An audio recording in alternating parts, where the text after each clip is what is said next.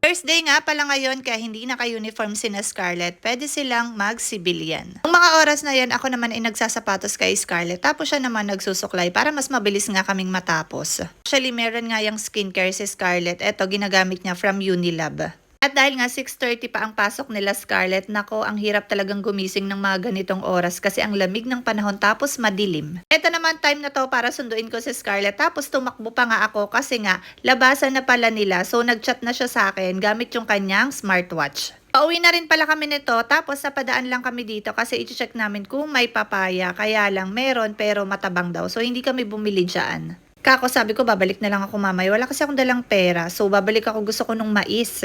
Pagkatapos naman namin dito, eto nga parang nag-crave sila sa kwek-kwek tsaka sa kikiam. So napabili na lang silang dalawa. So masarap naman talaga yung kikiam mga bet tsaka yung kwek-kwek. Pagka-uwi namin ng bahay, since mahaba na nga yung bangs sa Scarlett, hindi talaga ako marunong maggupit ng bangs. Sorry talaga guys, hindi ko siya natuwid. Kita ko nga na nilalagyan ng tape kaso nakalimutan ko na siya.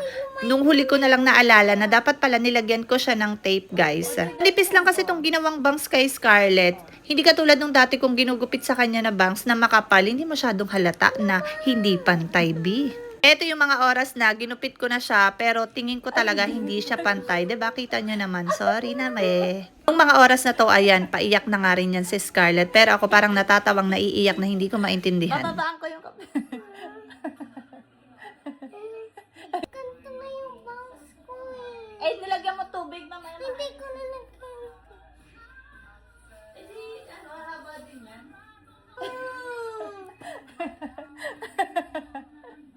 Ako nga. Pinapawasa mo eh. Oh, pantay na. Oh. Oh, ayan na. Oh.